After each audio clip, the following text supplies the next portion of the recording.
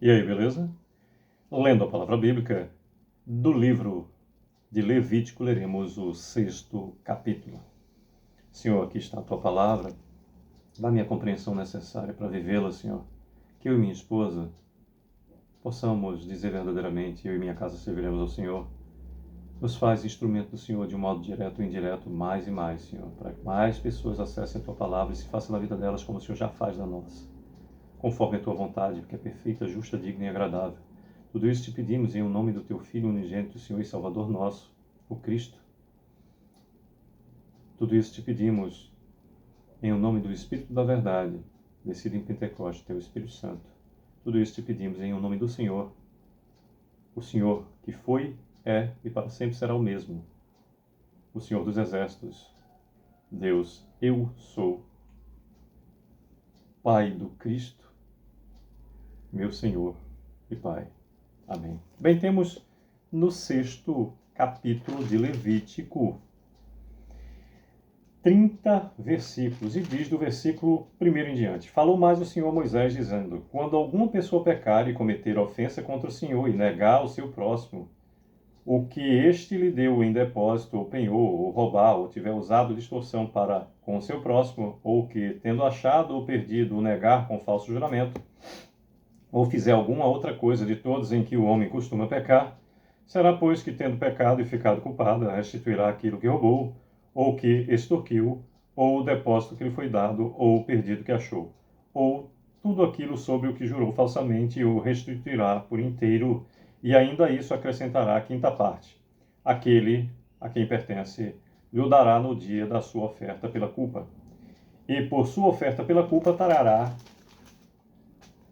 do rebanho ao Senhor um carneiro sem defeito, conforme a tua avaliação para a oferta pela culpa, trá-lo-á ao sacerdote. E o sacerdote fará expiação por ela diante do Senhor, e será perdoada de qualquer de todas as coisas que fez, tornando-se por isso culpado. Disse mais o Senhor a Moisés: Dá ordem a Arão e a seus filhos, dizendo: Essa é a lei do holocausto. O holocausto ficará na lareira do altar toda a noite até pela manhã, e nela se manterá aceso o fogo do altar. O sacerdote vestirá a sua túnica de linho e os calções de linho sobre a pele nua, e levantará a cinza quando o fogo houver consumido o holocausto sobre o altar, e o porá junto a este. Depois despirá as suas vestes e porá outras, e levará a cinza para fora do arraial, a um lugar limpo. O fogo, pois, sempre arderá sobre o altar, não se apagará, mas o sacerdote acenderá lenha nele cada manhã. E sobre ele porá em ordem o holocausto, e sobre ele queimará a gordura das ofertas pacíficas. O fogo arderá continuamente sobre o altar, não se apagará. Esta é a lei da oferta de manjares. Os filhos de Arão a oferecerão perante o Senhor diante do altar. Um deles tomará dela um punhado de flor de farinha da oferta de manjares com seu azeite e todo o incenso que está sobre a oferta de manjares. Então o queimará sobre o altar, como porção memorial de aroma agradável ao Senhor. O restante dela comerão Arão e seus filhos, asmo se comerá no dia santo, no pátio da tenda da congregação, ou comerão. Levedado não se cozerá. Sua porção dei-lhes das minhas ofertas queimadas. Coisa santíssima é, como a oferta pelo pecado e a oferta pela culpa.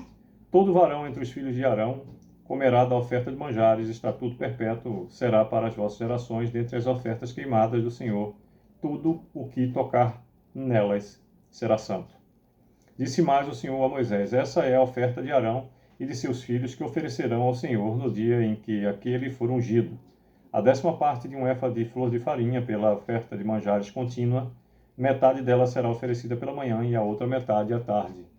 Numa assadeira se fará com azeite bem amassada, a trarás em pedaços cozidos, trarás a oferta de manjares de Arão agradável ao Senhor. Também o sacerdote que dentre os filhos de Arão for ungido em seu lugar, fará o mesmo, por estatuto perpétuo será de todo queimada ao Senhor. Assim toda oferta de manjares dos sacerdotes será totalmente queimada, não se comerá. Disse mais o Senhor a Moisés: Fala a Arão e a seus filhos, dizendo: Essa é a lei da oferta pelo pecado. Repetindo o versículo 25 do 6º capítulo de Levítico, que nos diz: falarão e a seus filhos, dizendo: essa é a lei da oferta pelo pecado. No lugar onde se imola o holocausto, se imolará a oferta pelo pecado perante o Senhor, coisa santíssima é. O sacerdote que a oferecer pelo pecado a comerá no lugar santo, se comerá no pátio da tenda da congregação. Tudo o que tocar a carne da oferta será santo. Se aspergir alguém do seu sangue sobre a sua veste, lavarás aquilo sobre que caiu no lugar santo. E o vaso de barro em que for cozida será quebrado.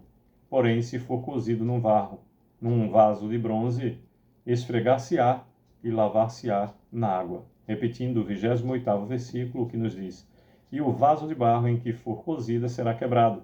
Porém, se for cozida num vaso de bronze, esfregar-se-á e lavar-se-á na água.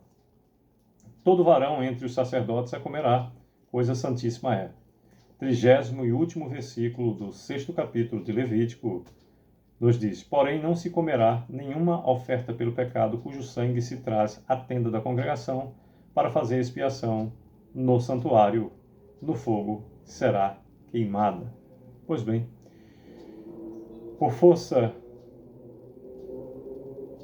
desses 30 versículos, melhor dizendo, através desses 30 versículos, nos fala Levítico, capítulo 6, terceiro livro de Moisés, acerca do sacrifício pelos pecados voluntários, do versículo 1º ao 7º, a lei do holocausto, do 8º ao 13º, a lei da oferta de manjares, do 14º versículo ao 18º, a oferta na congregação dos sacerdotes, do 19 ao 23, e finaliza o capítulo nos dizendo, do versículo 24 ao 30, sobre a lei da oferta pelo pecado. Pois bem, de contínuo, efetivamente, narra Levítico acerca do que foi colocado a Moisés sobre os ditames dos procedimentos relativos ao tabernáculo, a forma de se conduzir diante para o Senhor dentro da tenda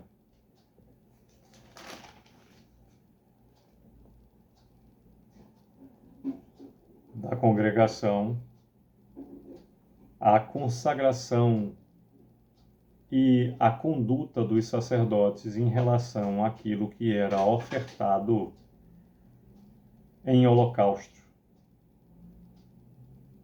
Como se apresentava os procedimentos à época, quando da necessidade